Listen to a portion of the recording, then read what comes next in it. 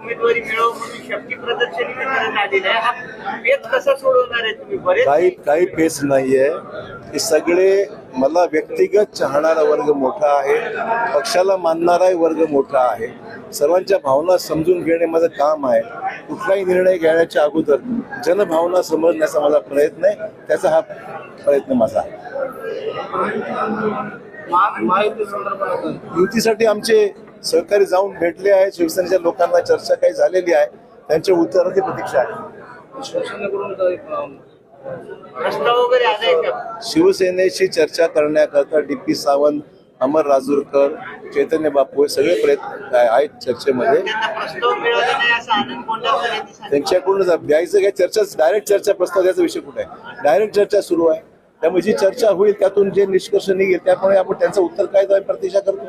तुमचे मित्र राष्ट्रवादीचे ते असं म्हणत आहेत की अशोक चव्हाण यांना भाजप हिरवी करायचे, MIMचे पक्षप्रवेश तुम्ही घडवून आणले असं त्यांचं एक. MIMचा माझा काही संबंध नाही.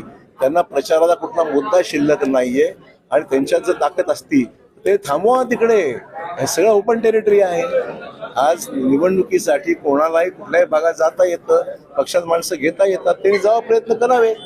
आमचा MIMचा काडीचाही संबंध नाही. आम्ही आमच्या परीने जे उमेदवार आमच्याकडे सक्षम वाटतात त्यांना आम्ही घेत आहोत. त्यामुळे त्यांना काय बोलायचं ते बोलू द्या. त्यांना माणसं मिळत नाही ते त्याचं दुर्दैव. ते आमचे उमेदवार कोण होतात त्याची वाट पाहत आहे. आमची कुठलीच मागणी नाही. भाजपकडे राष्ट्रवादीची कुठलीही मागणी नाही. चर्चा तर असे काय काही अंतर्गत गोष्टी मला बाहेर सांगता येत नाही. त्यांची चर्चा आमची सुरू आहे. DP सावंत आणि ते अमर राजूरकर, चैतन्य बाबू देशमुख जाऊन आले. 2-3 वेळा चर्चा झाल्या. त्याची उत्तराची प्रतीक्षा आहे. आम्ही तयार ठेवलेलीच आहे. तयारी करावीच लागेल ना.